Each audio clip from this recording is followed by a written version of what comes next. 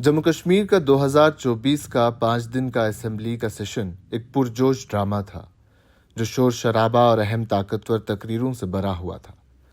6 साल में पहली दफा इकट्ठे हुए लॉ मेकर्स के बीच न सिर्फ रेजोल्यूशन पास हुआ बल्कि तेज तरार तकरीरें, ताने, वॉकआउट्स और मार्शल्स का जोर बाजू भी चलता रहा। असेंबली जो 6 साल के बाद दोबारा कायम हुई थी, किसी थिएट्रिकल परफॉर्मेंस से कम नहीं थी। सेशन की शुरुआत ही कुछ अजीब थी।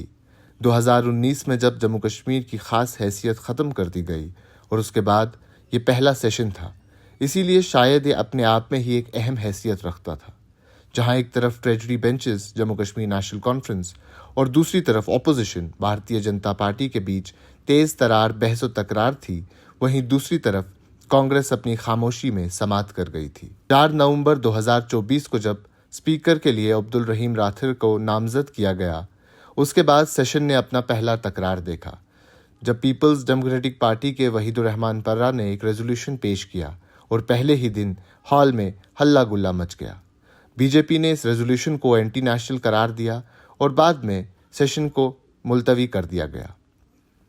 अगला दिन काफ़ी बेहतर था जब तमाम पुराने लॉ मेकर्स जो 2018 से अब तक दुनिया से चले गए थे उन्हें याद किया गया। 53 लोगों की लिस्ट जो कभी न कभी जम्मू कश्मीर असेंबली का हिस्सा रहे थे, उन्हें याद किया गया।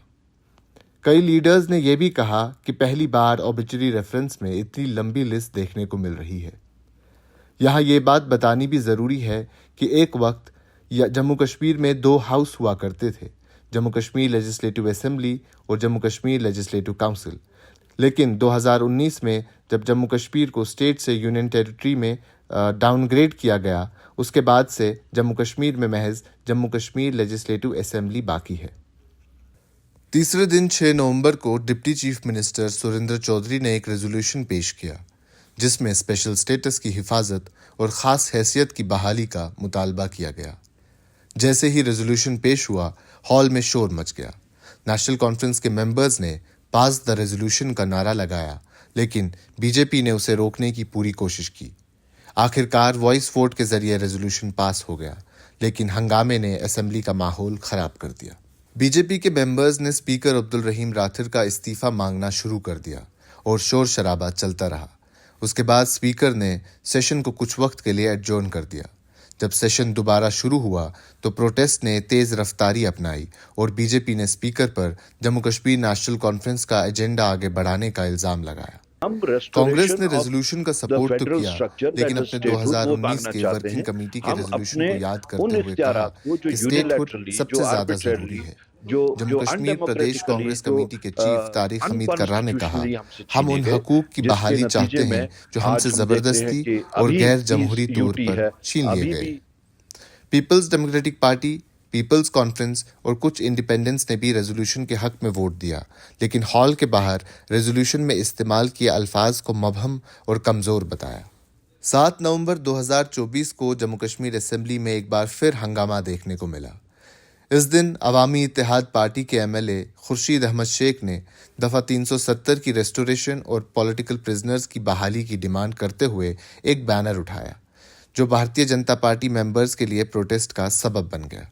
बीजेपी के सुनील शर्मा ने इस पर एतराज़ किया और भारतीय जनता पार्टी के एमएलएज ने बैनर्स को छीनने की कोशिश की और इस सब में छीना झपटी हुई और साथ ही साथ धक्का मुक्की का सिलसिला भी देखने को मिला। सजाद लोन और वहीद पर्रा ने शेख खुर्शीद को बचाने की कोशिश की और नेशनल कॉन्फ्रेंस के हिलाल अकबर लोन भी उनके साथ आ गए। मार्शल्स को बुलाना पड़ा, जिन्होंने कई सारे बीजेपी एमएलएज को असेंबली से बाहर निकाला। बीजेपी ने स्पीकर पर तरफदारी का इल्जाम लगाया और सेशन एक ब्रीफ एडजर्नमेंट के बाद दोबारा शुरू हुआ, लेकिन जल्द ही फिर से हंगामा हो गया। इस दिन सेशन महज 1 घंटे चला और पूरे वक्त बस हंगामा ही देखने को मिला। इस सब के दरमियान पीडीपी, सजाद लोन, शेख खुर्शीद और शबीर कुल्ले ने एक ऑल्टरनेटिव रेजोल्यूशन प्रपोज किया जो दफ़ा 370 और 35A की रेस्टोरेशन की मांग करता था। सजाद लोन ने इसे पीपल्स रेजोल्यूशन कहा, जो एनसी के रेजोल्यूशन को कमज़ोर समझकर पेश किया गया था। 8 नवंबर 2024 इस असेंबली सेशन का आखिरी दिन था और शुरू होते ही हंगामा देखने को मिला। बीजेपी एमएलएज ने प्रोटेस्ट करना शुरू कर दिया। स्पीकर ने फैसला किया कि मोशन ऑफ थैंक्स को कंक्लूड करना ज़रूरी है उन्होंने वार्निंग दी कि प्रोसीडिंग डिस्टर्ब ना हो और हाउस के वेल में कोई ना आए।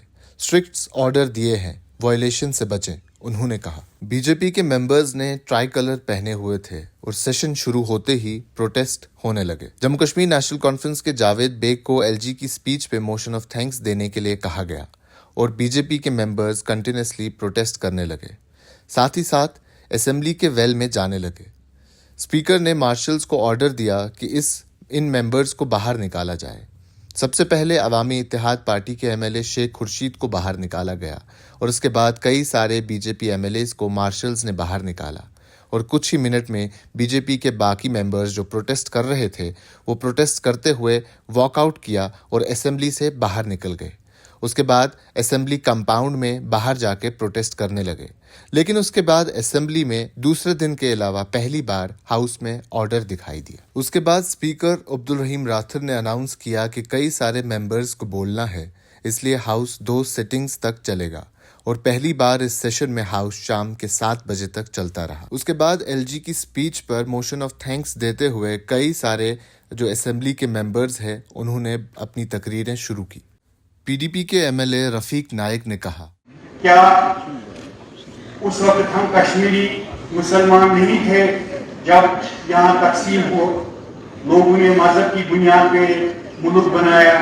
क्या हमारे शेख कश्मीर शेख मोहम्मदुल्लाह ने उस वक्त एक मुसलमान कंट्री को छोड़ के सेकुलर भारत के साथ इस तरह से इलाहा किया था, वकालत की थी और सब लोगों ने उसका साथ दिया?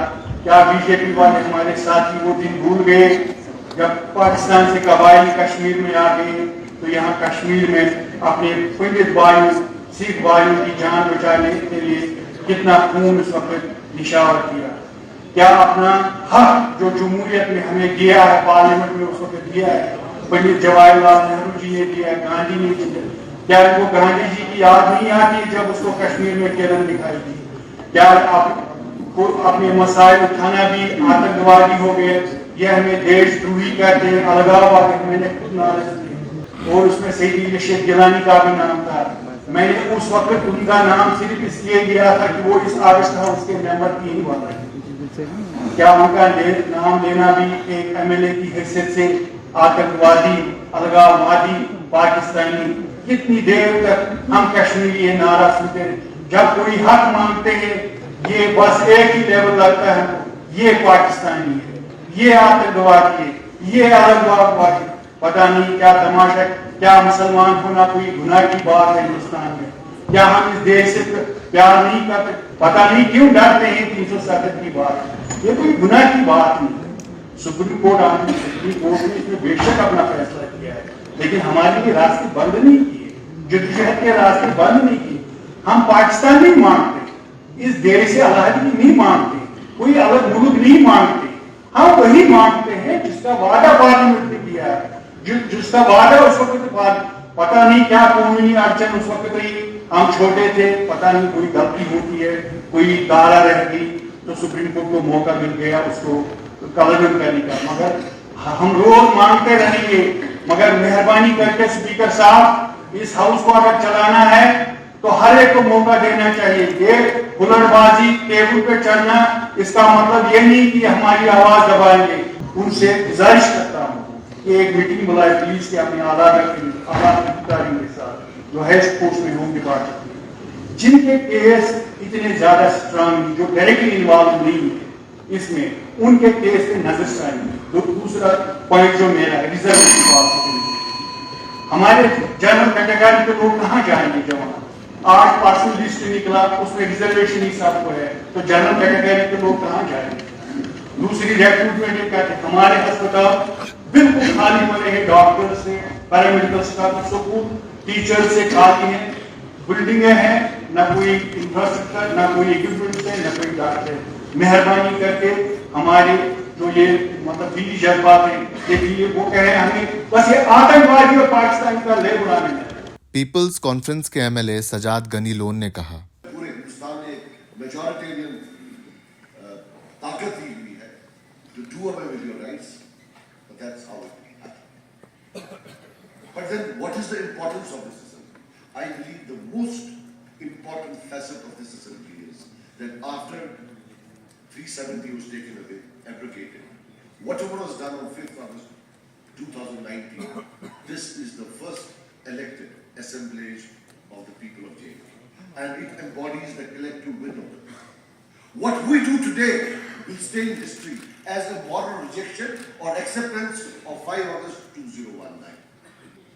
हमने जब कल सबने मिलकर PDP, PC, AIP और हमारे इंडिपेंडेंट मेंबर साहब थे, कबीर साहब, हम सबने मिलकर जब एक रेजोल्यूशन दिया, the idea is not to browbeat, the idea is not to gain some brownie points, the idea is to reinforce what comes out of this house.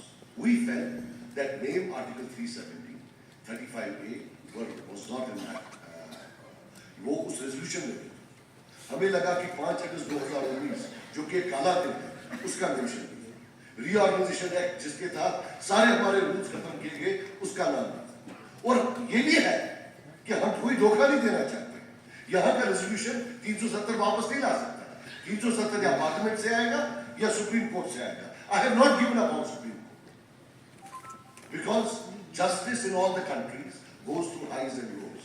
I hope I am not committing a contempt, but kabhi na kabhi out of box judiciary aati hai. I will wait for the day when an out of box judiciary comes in my country and we can again go and knock the doors. At that time, what we say today will be the reference point which Supreme Court might look at. कि जो पहली assembly आई थी तब उन्होंने क्या बोला था?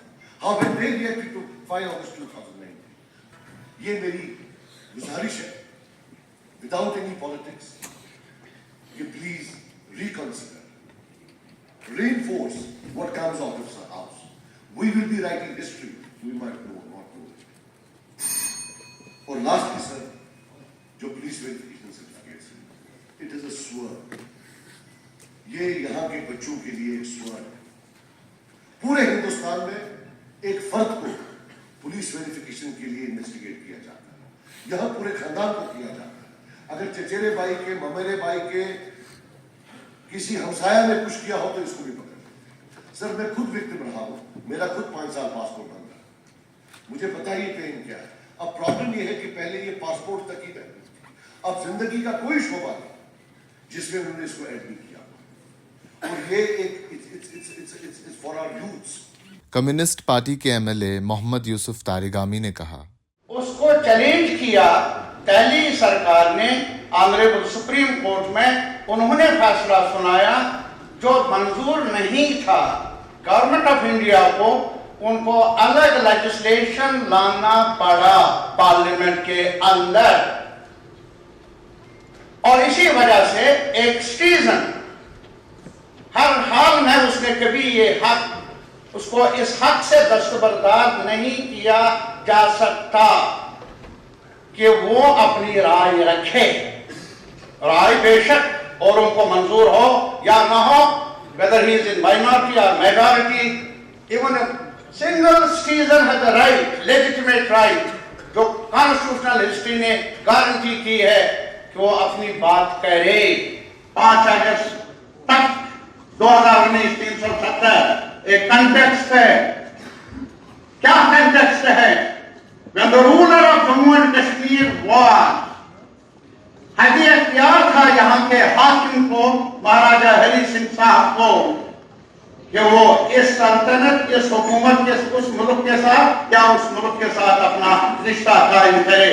He was reluctant to join either of them till 26th of October. This is Maharaja Hari Singh. He was reluctant. उस पर आप कुछ तो बोले इस हाउस में, ऐसा क्यों था? एक सवाल है, अनरिजॉल्व्ड क्वेश्चन।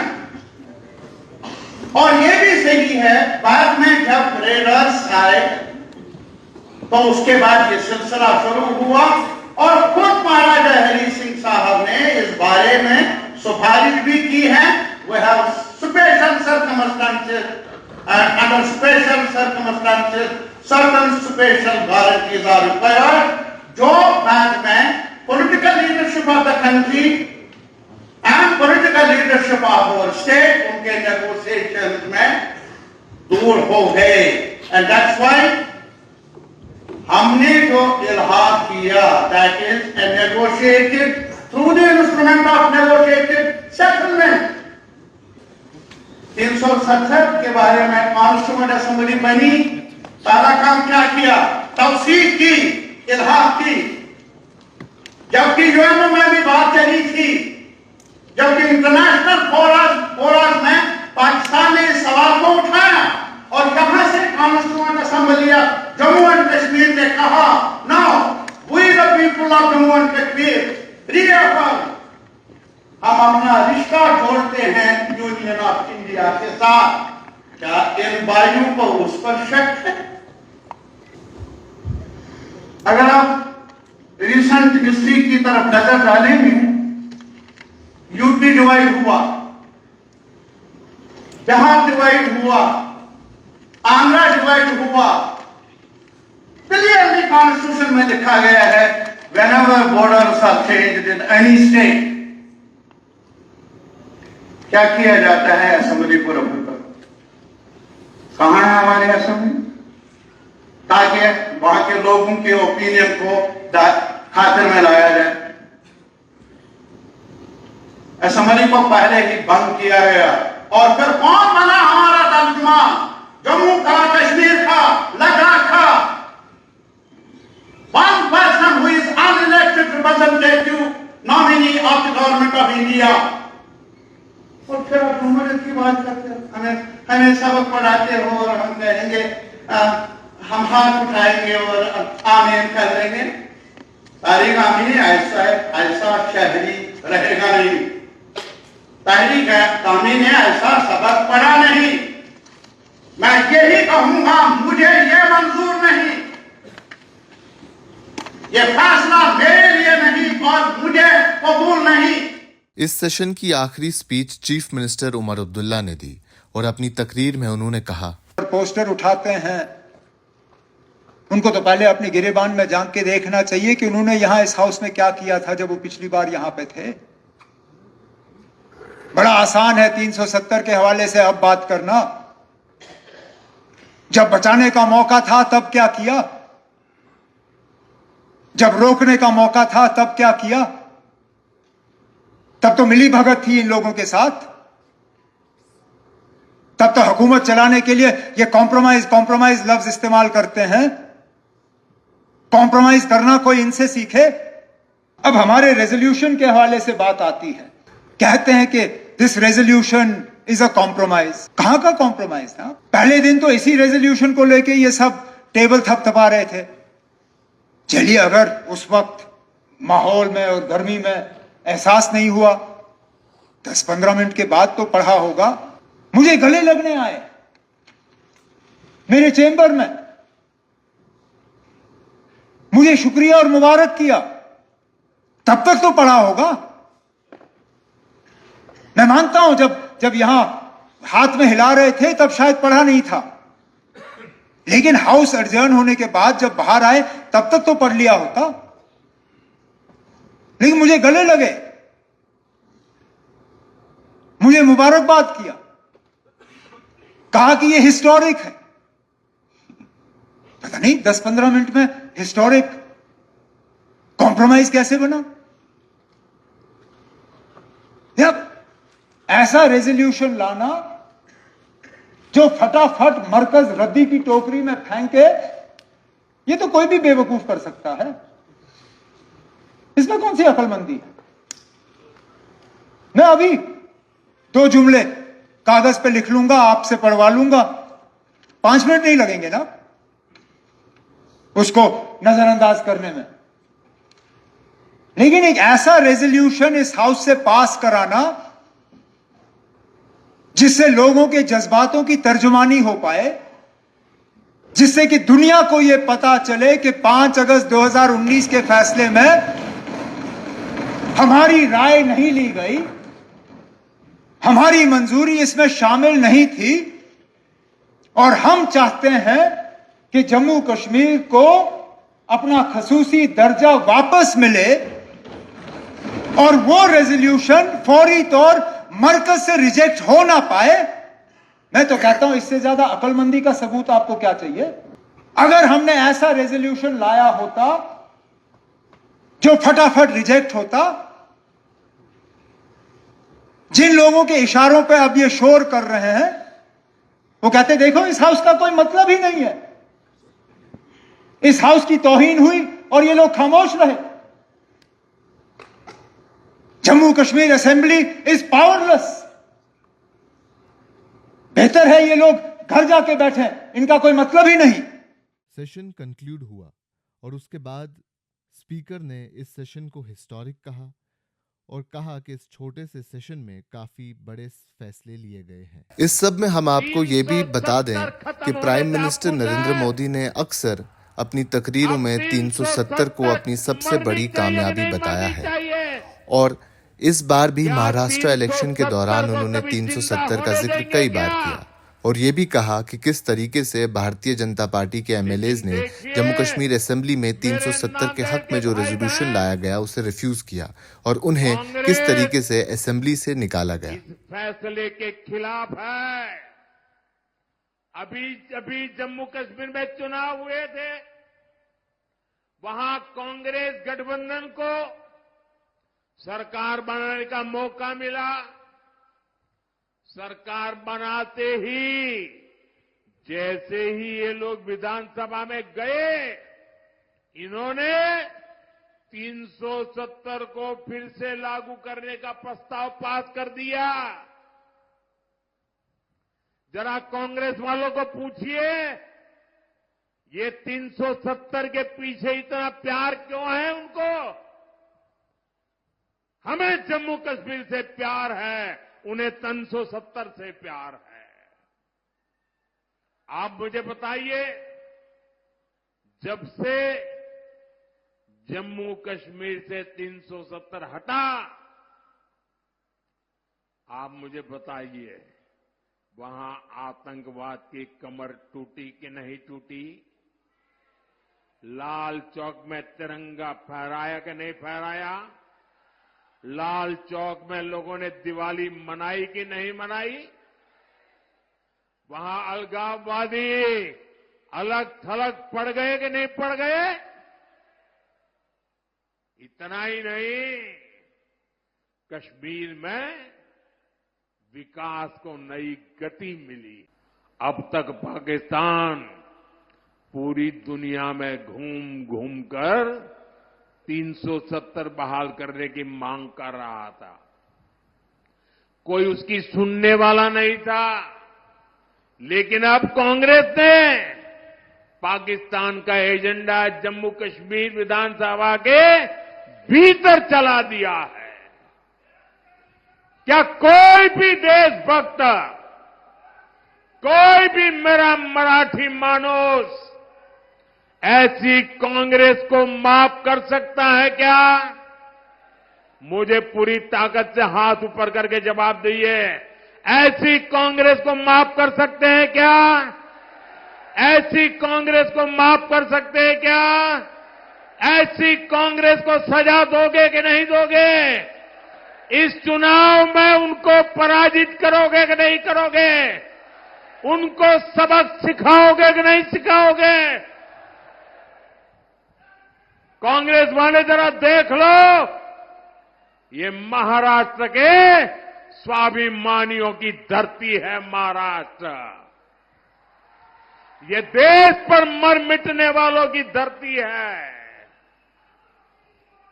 जो लोग राजनीति के लिए